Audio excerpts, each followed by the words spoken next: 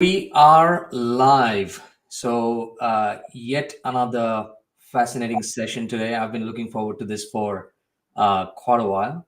I've been trying to get this man in particular. We've got Jay McBain today, who's joined us for having a topic. It's future of partner marketing. And I've known Jay for a while. He's my mentor. He's an author. He's an innovator. Keynote speaker. I don't know. I think he's doing his third one just today. So I would really, really like to thank Jay for joining us. So Jay, welcome. Thank you so much for having me. Thank you for coming in. And it's all about partner marketing, Jay. So as you know, we've been talking about it, like there's two sides to the coin, right? So one is obviously from the vendor perspective. What are they doing? What are the key trends? What's happening? What's working? And how they are having some success stories in the partner layland or partner land. But then the other side of it, which is where we heavy duty get involved with at a grassroots level with all these partners who are also giving us a different view on what they feel they need to go to market and how they can build those 28 moments that we talk about. And yeah, I think that's probably one of the key things that we want to discuss today. Absolutely, ready to go. There's so many trends around channel marketing right now, from a new buyer this year, younger buyer, up until a platform economy, which most companies are starting to really play in at this point. You've got the end of the cookie happening as we speak, with Google fighting with the European government. On top of that, you've got different economics of partnering that are happening at the same time. Add generative AI to the mix. At least 5 or 6 things that are going to change channel marketing forever. 2024 will be known as that pivot year when everything changed. After 43 years, everything changed. And going forward, we thought of it very differently. The people, the processes, the programs, the underlying technology, kind of everything changes at once, which is pretty exciting. I know, and and we can see the ripple effect, right? So as a tech B2B marketing agency, for us, obviously we do work with all the vendors for them to take all their initiatives through and to the partners. But at the same time, we also work with the partners, and we can see that the vibes, and especially as you mentioned, the AI factor is definitely kicking in. We just don't know how it's gonna impact, but I bet you there's a lot of updates that will keep on happening on that. So maybe we'll start with the first question, right? So talking about those trends, and you mentioned a few in there. What, in your opinion, and it doesn't have to be channel marketing, we'll take this from the first side of the coin, which is from the vendor perspective. Mm-hmm. Are there any specific trends that you're seeing I'm pretty sure you've already mentioned a couple here, but that you feel are really changing the way we're looking at things? Yeah, I mean, the biggest trend overall, and this isn't just channel marketing, it's not just marketing, it's literally how business is going to run in the next generation, is we're going through these demographic shifts. And I'm old enough, I've been around 30 years. So I remember kind of moving from, into the baby boomers as the key, decision makers, moving into Gen X. By the way, there wasn't a lot of differences in the psychology, the behavior, the journey they're on. A lot of their criteria, for example, was pretty much the same between service and support and your brand reputation and your price and how that would come out in an RFP and how the decision was made. Well, millennials are kind of throwing this for a loop. People born after 1982. By the end of 2024, millennials will be the majority buyer in the tech industry. Wow. In a $4.94 trillion hardware, software, and services industry globally, it will be the majority buyer by quantity of buyer and budget.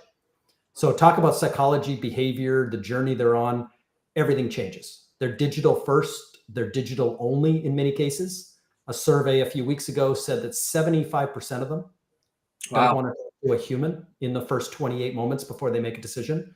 In their personal lives, they'll go buy a car and try to avoid human contact. That's the second most expensive thing you'll ever buy.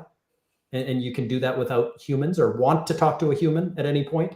Well, on the other side, they can buy $1 million worth of security software and go buy $1 million worth of fintech without talking to a person. So this moment, these 28 moments, they have to become experts. And it's completely revolutionized. They're subscription consumption friendly. They grew up with Netflix or Spotify. They're okay paying $1 a month for a toothbrush for the rest of their life. They're okay buying through digital marketplaces, which are growing at 86% compounded. So how money changes hands is completely changing. They're also, the criteria is different. So it was first to me when Apple stood up at one of their iPhone events and said 79% of people won't buy a car unless it has Apple CarPlay. And I'm sure they meant to say Android Auto as well. They just left that part off. Of course they did. Can you imagine you or I being in the auto industry? It's been around 120 something years. You're taking over a dealership from your great grandparents, who it's been in the family for 100 years. And you're just about to lose 4/5 of your buyers because you don't have a tech integration properly done. So this is not about the tech industry alone. It's about every industry. It's about the world economy. And these changes, this new buyer and the companies that get it will be far ahead of the ones that don't. And it all comes back to channel marketing. And that's some crazy figures, and especially if you think about it, the underlying thing, all we're talking about here is a customer journey, right? How it used to be longer. It's just going to get more single-minded, if that's the word for it, because we want the least amount of interruptions in my journey to buy something now, right? I'm able to do my own research. I'm able to look for the content I want.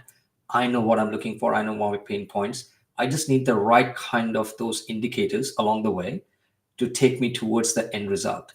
And like you mentioned, whether it's AI driven or whether it's it needs to have that tracking mechanism. And this is obviously one of those 28 moments that we talked about. Yeah. And by the way, there's more to it. So one is that the end journey, for a baby boomer or a Gen X is kind of this single throat to choke, this, one platform thing that can do everything. Yeah. The average deal today is 7 layers. The average AWS, Microsoft, Google deal is 7 layers. The average SaaS deal, Salesforce, ServiceNow, Workday, Marketo, NetSuite, HubSpot, is 7 layers. The average security deal to get to Zero Trust or SASE is 7 layers. So the number 7 comes up a lot in front of millennials. The other number 7 is they get to the decision and they see partnering as a team sport. Yeah. We always saw this singular partner who was at that resale, collected their money. We thought that partner kind of did everything during the first moments and then, got the customer to buy again. Well, today we now know, and McKinsey brought up this research that said it's actually 7 partners that understand the buyer, the particular buyer type. 75% of SaaS is bought outside of IT. The head of marketing in many companies, the CMO, spends more money on technology than the CIO. So if you're serving a CMO, for example, there's 14,106 MarTech solutions on the latest MarTech map that came out 2 weeks ago. There are platforms like Eloqua and Marketo and Pardot and HubSpot that you build on top of the 7-layer stack. But these 7 partners now, there's a high likelihood there's a digital agency in the room, like you. Yeah. There's a high likelihood that there's, maybe a VAR, MSP, a system integrator, a couple of ISVs. There's 20 partner types over my shoulder here in a Venn diagram, competing for those 7 trusted spots to help the customer with their buyer type, with their industry they're in or sub-industry. There's 297 of those. Help them with the geography they're in. Are they in Australia? Are they in Sydney? Are they in Perth? Are they in New Zealand? Are they up in Singapore? Are they in Canada? To help them, with that localized, segment sector that they're in. 50 employees is different than 500, is different than 5,000, is different than 50,000. Helping them with the, like I just said, 14,000 layers of a decision. That deep product knowledge of how to put it all together, how to secure it, back it up, and federate it, govern it, make it compliant, and then all the business models: subscription, consumption, managed services, all of the different 20 types of models. You need this team around you. And so how do you market to, through, and with a team, not a particular single vendor? It's not linear anymore. These things are all happening at once in front of this new buyer who's kind of driving this new behavior. And again, for companies that understand platforms and how to work as a platform and in other platforms, for companies that understand kind of how this new buyer goes through the 28 moments, here's the other magic of channel marketing. In a subscription consumption model, it doesn't end with the purchase of the product. The purchase of a subscription is only the purchase of the first 30 days of the rest of that customer's life. Every model inside subscription consumption is about customers for life, which is every 30 days forever. The model of subscription consumption is actually to retain 108% of your customer's revenue. In other words, if you lose a customer, you have to double up the other customers.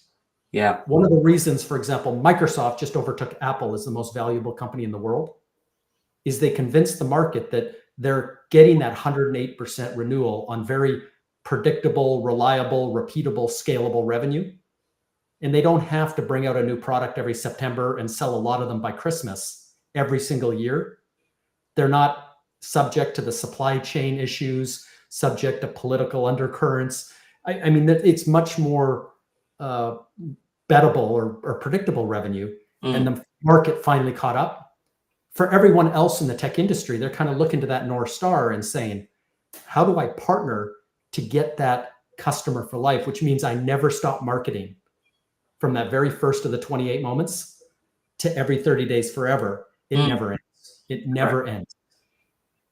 No, that's absolutely incredible because, and by the way, listeners, every time I do have this chat with Jay, I go into a total different tangent because I'm starting to visualize and I'm taking more notes than probably anyone else. But this is incredible for me to even consume this data that you're giving me and then try to make sense out of it. Like, again, keeping this into the world of, let's say, partner ecosystem, why we're trying to do this and why we're trying to discuss this. Ultimately, for me, partners need to be successful. We're very close to the partnerships, right? We work with those, small, medium, large, every different size of business partners or tech companies in their own rights, where they want to go out and build their own storytelling, right? Build their own brand value, whatever that is, right? Now, this brings us to the question, and I know you're going to thump me on this, but active versus inactive partners, right? So you told me there is no way to measure this. There are obviously ways to measure this, but not everyone knows the formula behind it on how to measure an active versus an inactive partners. So can you give us a quick insights? Like, I wanted to know what are some of the vendors doing really well to work closely with their active partners and not so active partners. That was going to be my question, but I bet you I might have to rephrase that. Listen, I spent 17 years at IBM and Lenovo selling PCs. And I'll tell you, I was in daily meetings about our long tail, about our inactive partners. Should we just cut them off? Should we, what should we do with these guys? The answer, back then and even today, with a lot of people thinking, we need to narrow our set of partners and we need to do more with less. Yeah. And I'm going to say that 80% of the channel professionals are out there thinking that, and it's absolutely wrong with everything I've already set up. If you have an inactive partner, but it happens to be a tech company, like you said, that's, perhaps growing, paying the bills, delighting customers, and is a going concern and not going bankrupt, it just means you're not measuring what they do. They're inactive because you don't measure them as active. So I go back to the old adage, if you measure a fish by their ability to climb a tree. So if I measure a system integrator on resell revenue, they are absolutely opposed to reselling because they understand how low value it is. And they'll only resell, like an Accenture will only resell if you buy their procurement services. Correct. So if I, rank Accenture as an inactive partner, it's on me because I didn't measure them properly. They're that fish that I'm trying to measure how, fast they can climb the tree.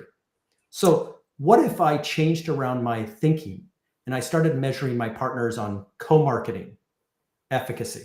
What if I measured them on co-selling, which may end up in a marketplace sale, not a resell? What if I measure them on co-innovation and co-development? What if I measure them on co-keep? What if I measure them on all the tech alliances and everything? So what if I measure them on 100 different things that they're actively out delighting customers doing? they may just not be delighting those customers on behalf of me. Yeah. So we're not working together to co-innovate. We're not working together to co-sell. We're not working. It's just a measurement fault on my side because I'm still measuring the same way I did in the 1980s. Mm. Mm. And if I started monitoring, modernizing my measurements, and some companies, and there's dozens of them now with point systems, Microsoft was actually first to market with it, Mm-hmm. to say that, there are many things I can measure in the first 28 moments. Mm. There's actually 5 categories on the channel tech stack that measure these non-transactional moments that happen in marketing before the sale. At the point of sale, like for example, a marketplace deal is not resell because there's no point of sale margin, gross to nets, front back end margins that happen and get triggered. Mm. But in a marketplace deal, like whether it's on AWS or whether it's on Microsoft, could be on App Exchange with Salesforce, 30% of those deals today are partners clicking buy on behalf of their customer. 30%. Wow. So if I'm measuring it properly, they may look inactive to me because they didn't resell, but they literally have their finger on the trigger, buying 30% of now hundreds of billions of dollars of infrastructure, $278 billion of SaaS. They're literally at that stage, configure, price, quote, procurement stage. And just because they didn't take the money and buy it through distribution and do the resell mechanism, to me, they're inactive and I'm ready to cut them off. I should be asking questions. I should go to LinkedIn and find out how many employees they have and what the 1 and 2 year growth is of that partner. I should go read what they talk about themselves and go get generative AI to build a story around who that partner really is and go have that conversation about who they are and how we could co-market together to benefit them, to what you said, their brand, their success in front of the customer, their way to delight the customer. And if they could do that with me, all boats rise. So, and look, this aspect of that relevance for any particular vendor, like, talking about big vendors come through, like you mentioned, ultimately for that vendor, it's all about what revenue am I attaching with that partner. So it's about the partner attach opportunities we're talking about right now. As you're mentioning, there are a lot of visibility issues here because we don't know what's happening in the back end, and the partner is actually influencing a customer to do things which you don't measure. But when you have hundreds and hundreds of partners in that zone, where is the starting point for, like, channel managers are already inundated with that bandwidth? Is this then come to the distributor to be that vigilant sort of, where does the buck stop basically? Yeah, well, the buck stops. It's not attach rate anymore. Attach rate is more historic, that when they sell my laptop, I hope they sell a screen and a keyboard and other plastic, because my laptop doesn't make money. And if I don't sell plastic and extended warranties around it, that's my only road to profitability as a vendor. The new word for it is multiplier. So every kind of smart vendor that gets this platform mode, gets this broad ecosystem of partners, doesn't speak in gold, silver, bronze terms anymore. Again, they're not measuring the fish. What they're doing is showing and exposing publicly what the total cost of ownership of their product is to the customer. Okay. So I'll use an example. The first to ever do it was Salesforce. Back then it was like $4.23. Today it's $6.19. So Mark Benioff will kick off Dreamforce with 180,000 people in the audience, biggest software show in the world, and say, my customers, my partners, and my employees are all sitting here together. He calls it Ohana for those people from Hawaii. And that Ohana moment is, do you know that for every $1 of Salesforce that you buy, it's going to cost you $6.19 to get it to work? So if you're thinking of buying $100,000 of CRM, I hope you've got $700,000 in the bank to make it work. And by the way, you're going to insource a bunch of that. Nobody's going to outsource all of it. Yeah, of course. But that's still a cost.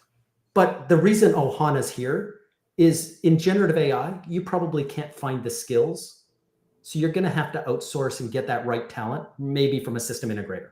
Correct. In security, you're not going to be able to get the right skills to lock down your data. This is your customer data. It's the crown jewel of your company. Yeah.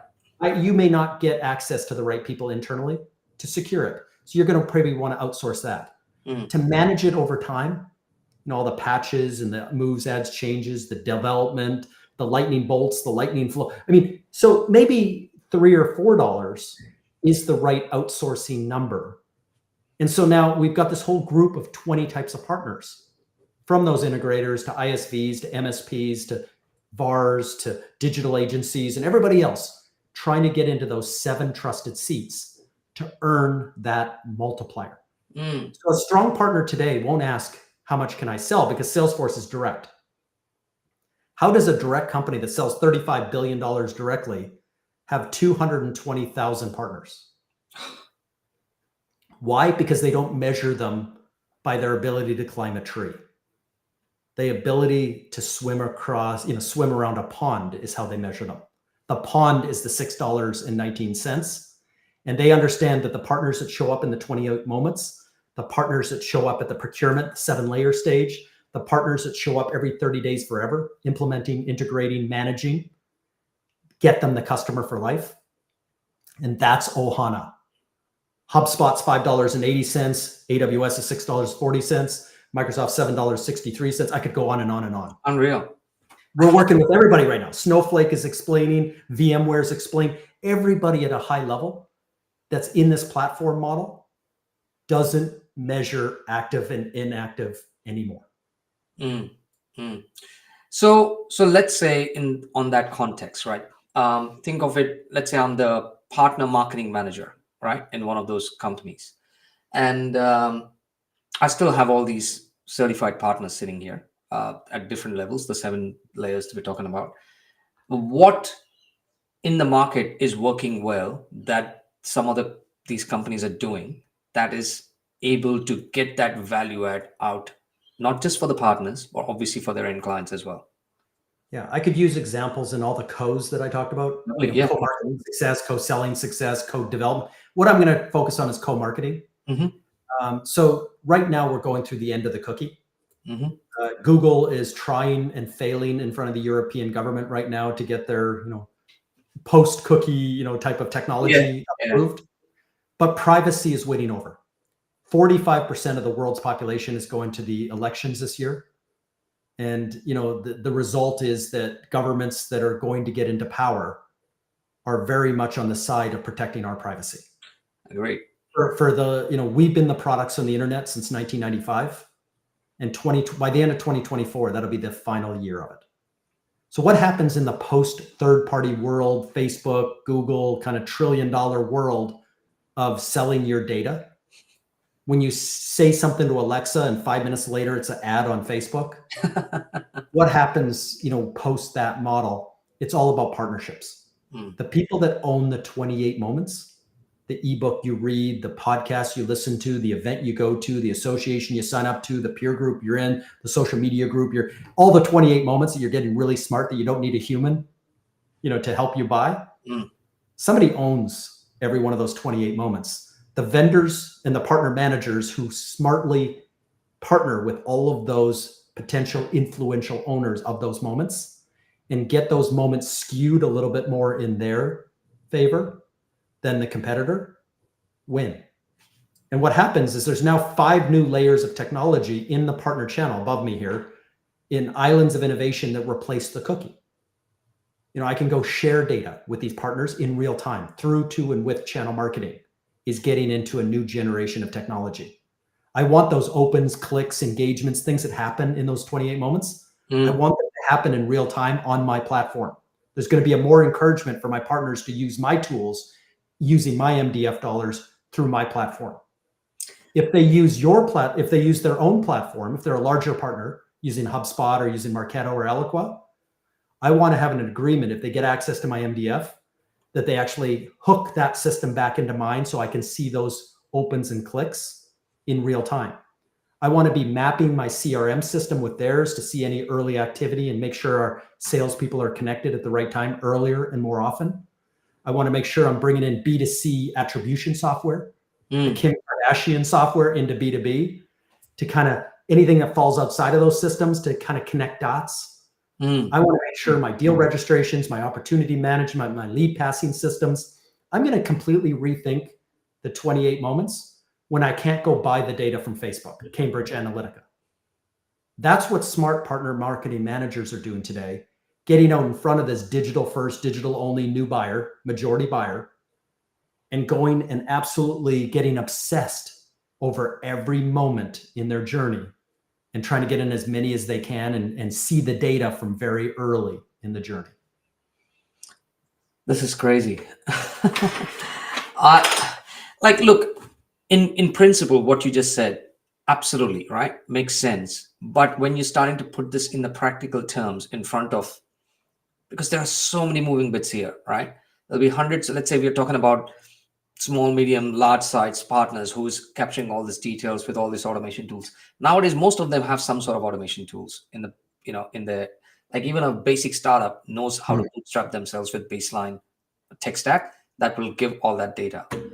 Now, for a vendor to get that, like we were talking about Nearbound earlier, right? So that's one of the key layers that we're talking about here. You have relationships with the clients. You're one of those 7 key influences within the client space. They trust you. You're a trusted partner or trusted advisor, whichever way. Now, Nearbound with so many organizations are trying to do that.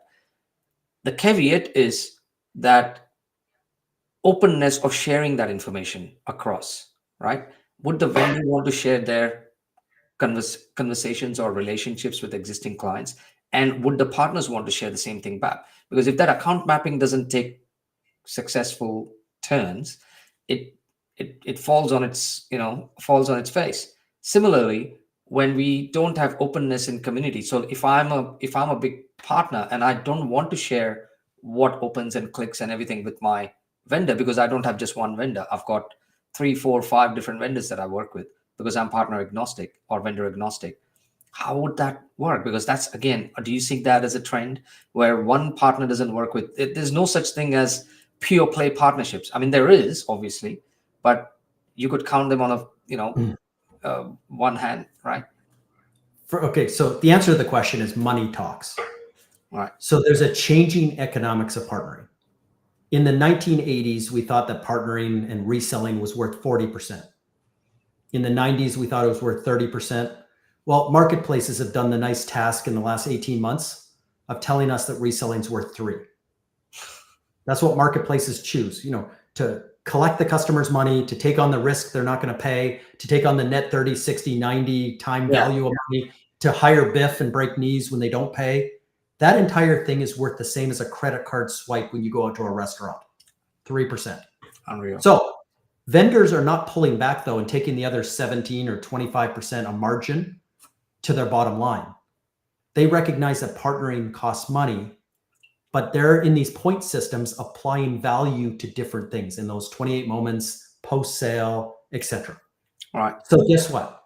When the money talks, when you could make more money for sharing data about early journey type of things, opens, clicks, and then you get to the power of that vendor. It's kind of like a deal reg. You get protected. You're aligned. Yeah. You're going to be through the deal. There's so many reasons beyond money why you want to be aligned. And then these trillion-dollar companies that are running, big TV ads and billboards and things, like, I want to be aligned, to the power players that are going to see these signals as well. So to a partner that's going to avoid these trillion-dollar players and avoid vendors and stuff, they're going to find themselves on the bottom end or the wrong end of the marketing cycle, where scale and money wins.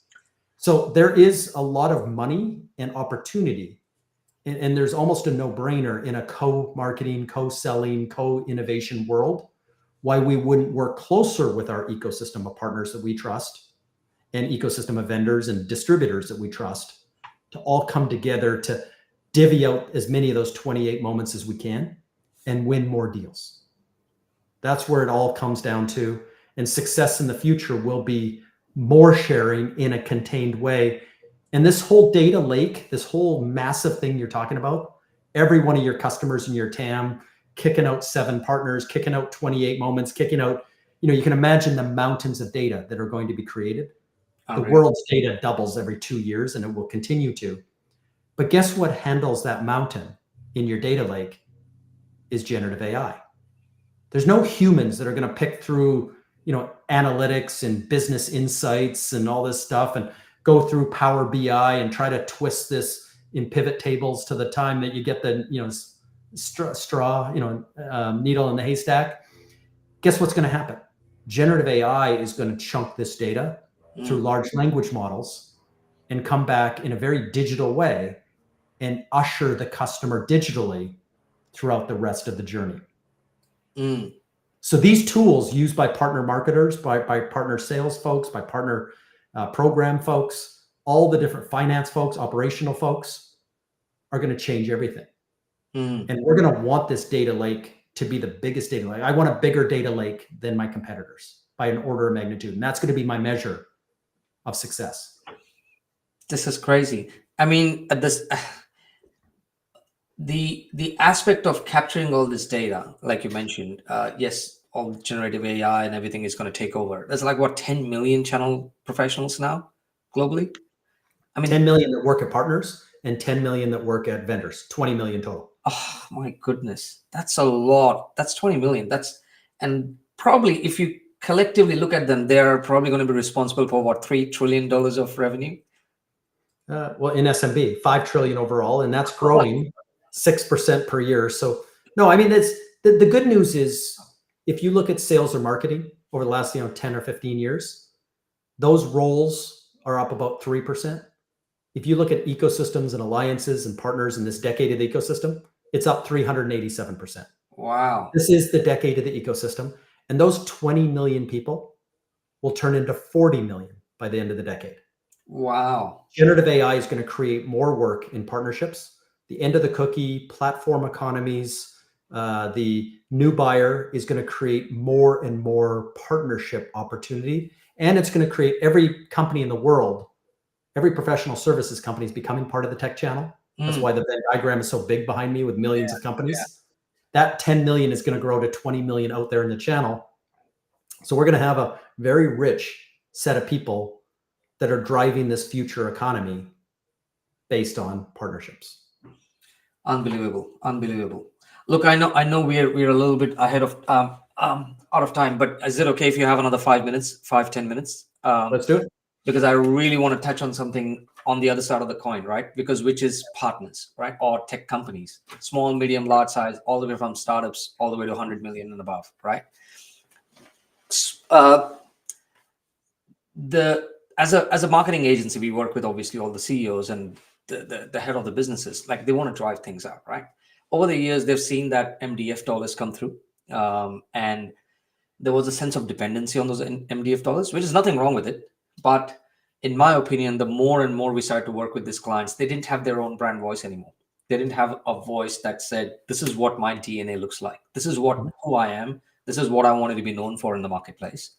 And they just start becoming that mellow, it's very bland how the marketing goes, because they don't have a sense of ownership into that whole thread. So the more CEOs we work with, they all say, look, I want to create my own structured program that talks about us and builds that inbound thought process. I'm able to build that content, all those taglines that I'm going to create. When I say taglines, not in that sense, I'm talking about the customer journey taglines. I'm going to create those trigger moments for clients in those 28 moments, right? How do you think has the effectiveness of MDF, like, is it a true story, or is it just me listening to this where more and more partners want to have self-catered, structured marketing program for their own voice? Yeah, so a couple things. If you go into the history of MDF, I mean, it started with co-branded assets and co-branded, brochures that you hand out to customers. But as it evolved, vendors got quite smart and said that, a powerful partner brand in their local, hyper-local community is good for us, because when that generates good SEO, when that generates great word of mouth, when that partner gets engaged in more deals because of their great reputation, they're going to pull us in. We're going to trust that they're going to be there representing us. So we're okay to open up MDF for brand building. Well, now we're at a little bit of a different challenge. I said, the end of the cookie, but generative AI is going to change search forever. 81% of people start their 28 moments with a Google search. Agreed. So whatever shows up in your neighborhood within 5 miles of you on page 1, somebody who's written an ebook or recorded a podcast, kind of similar to what you want to do, Google search is a consumer search engine. It thinks that everybody who's searching, no matter what you're searching for, wants an oil change. And they're not going to send you to the next town over to get your oil change. They're going to send you 5 miles down the road. So when you write an ebook about mid-sized banks and generative AI, what's going to happen with mid-sized banks, the second that bank does a search, that person's going to come up number one organically because of location. So MDF is now at a point where, I understand that I want my partners to earn those spots on page 1 of Google, and understand that there are trillions of spots. It breaks into 6 categories. I want them to write for that buyer. Could be the CMO, could be the CIO, could be a CISO. I want them to write for that sub-industry. I want them to write for that geography, that 5-mile radius. I want them to write for the segment. Is it a mid-sized bank with 500 people, 5 locations? I want them to write for the technology. There's 200 different categories of tech with 2,000 categories below that. There's 250,000 SaaS companies, for example.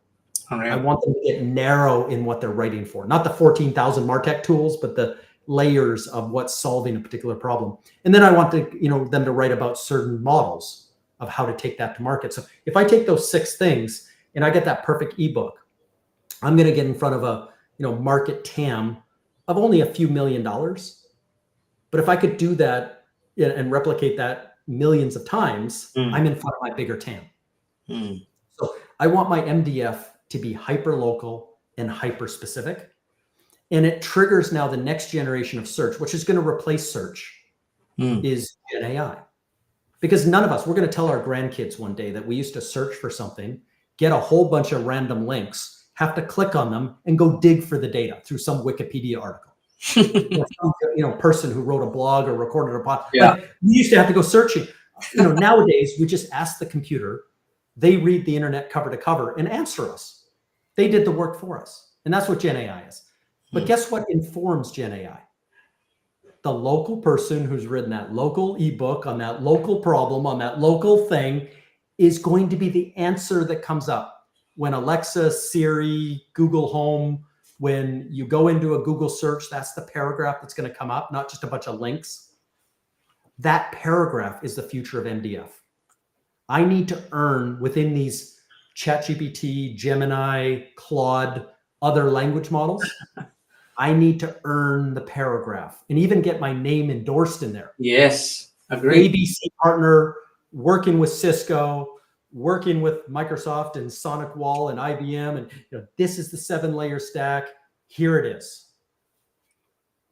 That's the future of MDF. And like you said, most of the solutions that these companies provide is nothing to do with the location, right? Because they could serve anyone and everywhere around the planet. Ultimately, it will all come down to how they're tagging themselves on that. So it's a very different way of doing SEO, I'm assuming, right? So in fact, we've already started to it's hyper local. It's hyper local though. If you're a partner in Brisbane trying to win in Melbourne, unless you have a location in Melbourne and unless you're kind of tweeting from there, it's not going to send the person for an oil change to Melbourne. That's so a very good point. The point of the matter is it is hyper local. So why the channel? Everybody talks about consolidation and big national players right across Australia, right across APAC are going to win. Well, yeah, they are winning. But you know who else wins? Hyper local, within 5 mile, can roll a truck. Larry in the white van is always going to win. We have 335,000 MSPs today. 15,000 of them in Australia alone. 15,000 in Australia. Wow. 15,000. Why do they win? Because they can roll a truck. Because they're in the Chamber of Commerce. Because they're your neighbor's friend's uncle. Because they're, coaching your kid's baseball team. Same with HVAC, the same with plumbers, it's hyper local. So all you MSPs and tech companies out there listening to this podcast, this is why, creating a self-catered structured program that have those topics aligned, that talks to the challenge statements. We are really big on, one of the key things that I tell my clients is like, A, we're building all these topics for you, right? So we go into those typical buyer persona mapping, understand what the challenge statements XYZ, so all that. But then we start reconfirming that with what's happening into the search criteria, like what is Google Analytics telling me, which keywords are really going on, and we start building those topics for them. But we go a step further. We say, look, you know what? I'm not going to just build you a topic and build a blog about it. Then what I'm going to do is I'm going to freaking repurpose the hell out of this thing in a way that all of a sudden from one topic becomes a campaign on its own, because it's got the landing pages, it's got the email campaigns, it's got the ebooks, it's got the blog, it's got the carousel post, it's got everything under the sun that's aligned, but it doesn't go out to market in one go. We mix the hell out of it. So we've got 7-8 topics, and we have got 20 tactics for those each topic. That's 100 tactics that could go out all of a sudden. So that's and the cheat code is that generative AI will be able to publish the content behind all those. Correct. So it will do the writing, it will do the graphics, it will do the audio, video, it will do everything.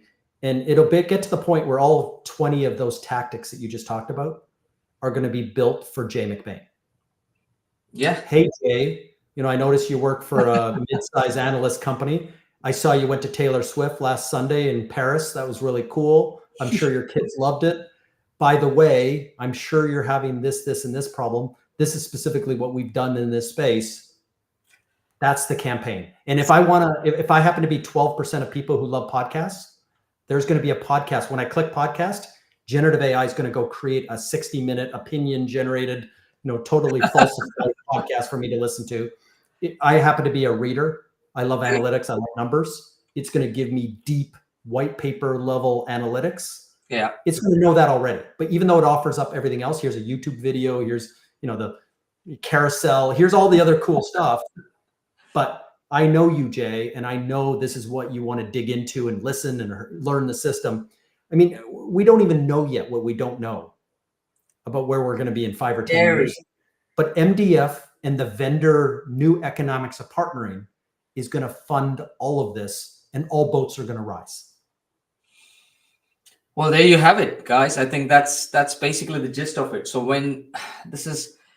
so one thing I do want to do is, if you're okay with it, all these stats, I'm going to put them into the links. I know you've sent me a lot of studies and the 7 islands that or 9 islands. I don't know 7 islands. 11. That's right. So I'm gonna paste all those links into our chat on our LinkedIn, just to make sure that if we have any people who are keen to understand how these things works, and of course, Jay and I are here to take your questions if you have any. But this is ridiculous. Like, I can't consume all this information, and excited yet scared at the same time. I don't know what next year and all. 24 is definitely the year where we're seeing a lot of things that's come through. Let's see if we have any questions on the chat overlay here from our. Yeah, you can also, you can go to Canalys.com, sign up for a newsletter every day. Today you got hit with generative AI, new stats on what partners feel about it. Mm-hmm. You would get hit with a SaaS, like a 5,000 word deep dive on SaaS partnerships and ecosystems. You would have been hit from an article from me, 13 ways to build a platform as a platform channel leader and marketer. That would have been today. So you can sign up for that for free. Okay. And then on LinkedIn, I have a newsletter where I'll take some of those stats, like today, the generative AI, and layer in kind of a global, what does this mean? And that's on I'll do that on a LinkedIn newsletter on top of that, kind of data that comes out every day. That'll be awesome. And I'll definitely dig into that and make sure that all our listeners today, or who are going to listen to this in the lifetime of this video, which is going to be live on LinkedIn. We will definitely pass that information on. If you guys want to hear about how to build all the things that we talked about, structured programs, leveraging all these, the 7 layers and all that. So please feel free to give me a ping, or you can find me on LinkedIn, or I've put my details under the video here as well. So more than happy to have a chat, and if there are any questions, would love to answer them. And if I can't, I'll get Jay to answer them, but it's definitely there. So Jay, I really, really appreciate you coming on, and I know what a busy schedule you've been. You've been away on holidays as well, and all that, for your 4th podcast for the day, or a live event for the day. I really appreciate your time, and always a pleasure having you on. Thank you so much. Take care.